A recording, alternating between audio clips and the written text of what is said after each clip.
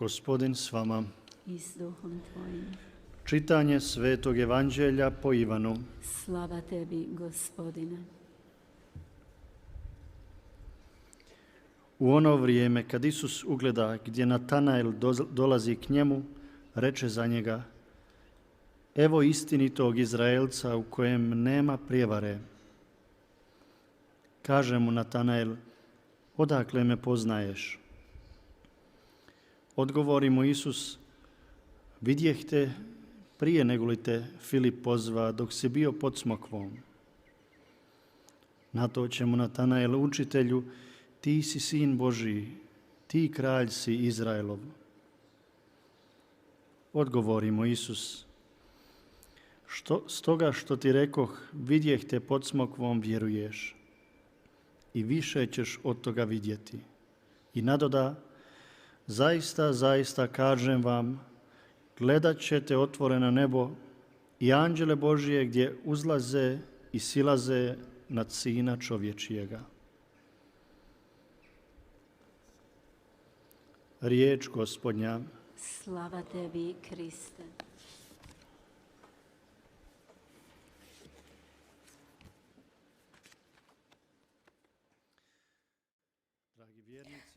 사랑하는 교형자매 여러분, 오늘 교회는 대천사 축일을 지내고 있습니다. 미카엘, 가브리엘, 라파엘 대천사 축일입니다. 성경에서 천사들에 관해서 이렇게 정의하고 있습니다. 하느님께서 창조한 피조물로서 온전히 하느님께 집중되어 있고, 그들은 하느님 앞에 있고 하느님을 위한 존재로서 창조되었습니다. 하느님의 메신저들입니다. 또 피조물인 사람 곁에 살면서 이 세상에서 하늘을 향해 문을 열어주는 존재들입니다. 주님 앞에 사는 그들이 어떻게 우리 곁에 있을 수 있을까요? 그 이유는 하느님께서 우리가 생각하는 것 이상으로 우리들과 가까이 계시게 하기 위함이었습니다. 하느님께서는 천사들을 통해서 사람들을 깨우고 계십니다. 베네딕토 16세께서는 강론 중에 대천사들에 관해서 말씀하셨습니다. 먼저 미카엘 대천사입니다. 성경에 등장하는 미카엘 대천사의 사명은 두 가지입니다. 첫 번째는 주님께서 말씀하시는 대로 도굴품은 뱀으로부터 지키고 방어하는 것입니다. 두 번째는 하느님의 백성을 수호하는 것입니다. 그 뱀은 늘 사람을 유혹하고 하느님께서 사라져야 한다, 그래서 사람이 첫째가 될 수 있다라고 유혹하는 뱀입니다.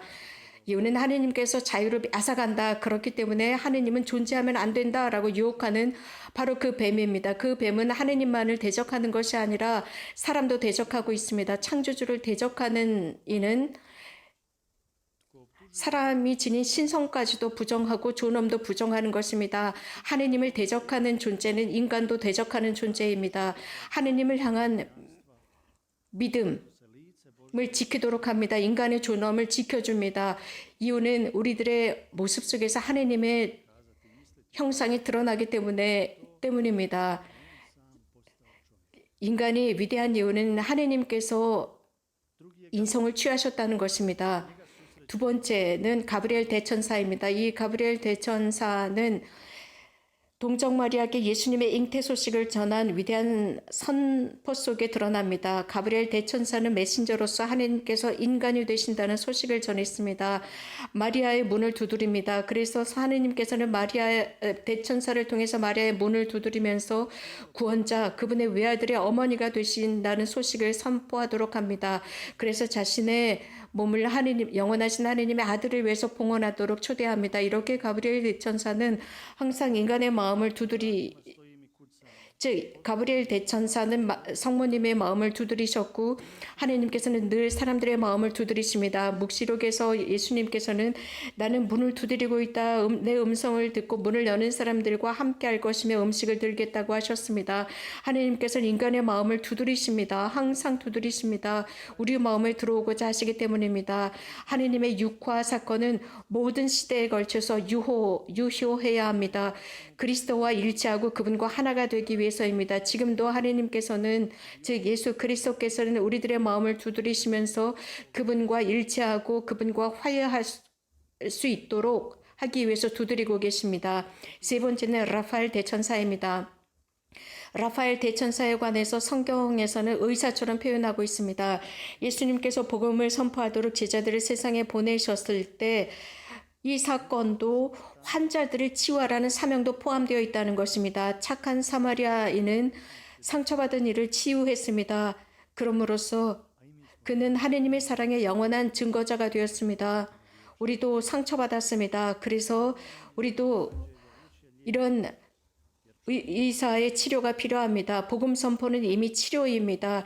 사람은 진리와 사랑을 필요로 하기 때문입니다. 토비아서에서 라파엘 대천사는 남자와 여자의 관계를 조절해 줍니다. 그들의 사랑을 치유합니다. 악마를 짓이겨 버립니다. 이 악마는 지속적으로 남녀의 사랑, 즉 부부의 사랑을 파괴하려고 침투해 들어옵니다. 그러나 라파엘 대천사는 그들로 하여금 힘을 부여하면서 서로를 상호를 받아들일 수 있도록 도와줍니다. 결혼이라고 하는 것은 이 창조 사업과 함께 시작이 되었지만 죄로 인해서 위협받고 있습니다. 그러나 그리스도를 통해서 치유받습니다. 그리스도의 구원적인 사랑을 통해서 부부의 사랑을 치유하고 결혼은 혼배 성사로서 그리스도의 십자가의 사랑을 통해서 치유받습니다. 구원하는 사랑으로서 모든 분위기를 치유하고 상처받은 마음을 치유합니다. 토비아서에서는 눈먼 상태를 언급하고 있습니다. 사람은 눈이 멀 위기에 처해 있습니다. 하느님을 보지 못할 위기입니다. 이 세상에는 기술적으로 많은 빛들이 만들어졌습니다. 그럼에도 불구하고 이 세상에 그렇게 많은 빛이 있음에도 불구하고 주님의 빛을 보지 못할 위협입니다.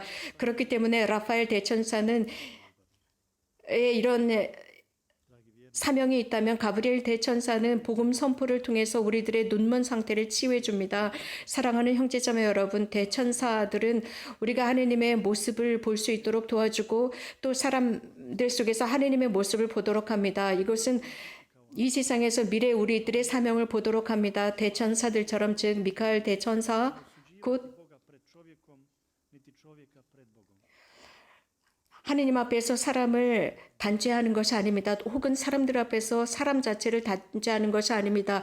기도를 통해서 늘 사람을 보호하고 지켜줍니다. 우리들 또한 서로가 서로를 이해하고 도와주는 것입니다. 가브리엘 대천사는 문을 두드립니다.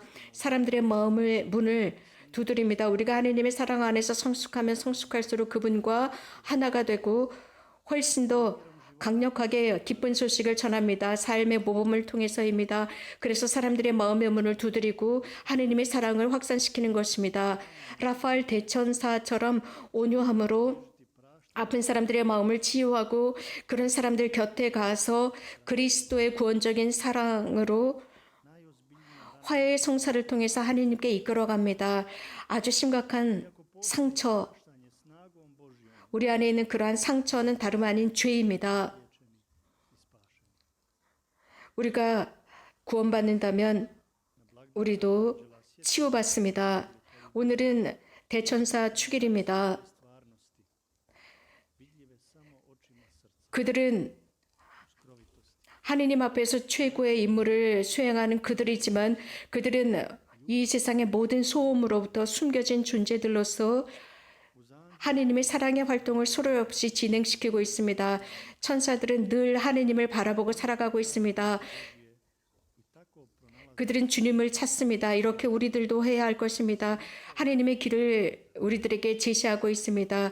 우리들의 삶의 여정의 의미를 제시하고 있습니다. 복되신 동정 마리아께서 우리들을 위해서 전구해 주실 수 있도록 기도합시다. 성모님께서는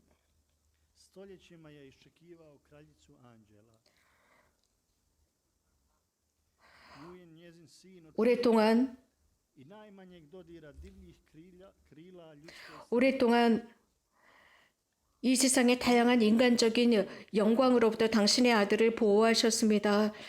기적이나 승리 속에서 사신 분이 아니셨습니다. 성모님처럼 이렇게 단순하게 산 사람, 이렇게 많은 고통을 당한 사람은 이 세상 어디에도 없습니다. 아주 깊은 고통 속에 사셨던 성모님이셨습니다. dostojanstva koje je nju 하지만 당신의 그 존귀함은 잃지 않으셨습니다. 그렇기 때문에 천사들보다 위에 계실 수 있었습니다. radost Otca Nebeskoga. 죄가 없는 상태로 예수님을 잉태하셨습니다. 천상 아버지의 기쁨이 되셨습니다. 그분은 정결함의 절대적인 분이셨고 어린아기의 순수함, 정결함을 지니고 계셨기 때문에 죄진 우리들에게는 부끄러움을 지니게 하셨습니다. 그분의 시선, 그분의 깨끗한 시선은 우리들 안에 여전히 살아계십니다. Utecimo se njenom dodiru kojim nas dotiče i ovdje u Međugorju. 이건 메주고리에서도 성모님의 그런 시선이 우리들을 어루만지고 있습니다. 우리들을 치유하고 우리들을 하나님께로 이끌어가는 성모님의 그 시선 아래에 있도록 합시다. 아멘.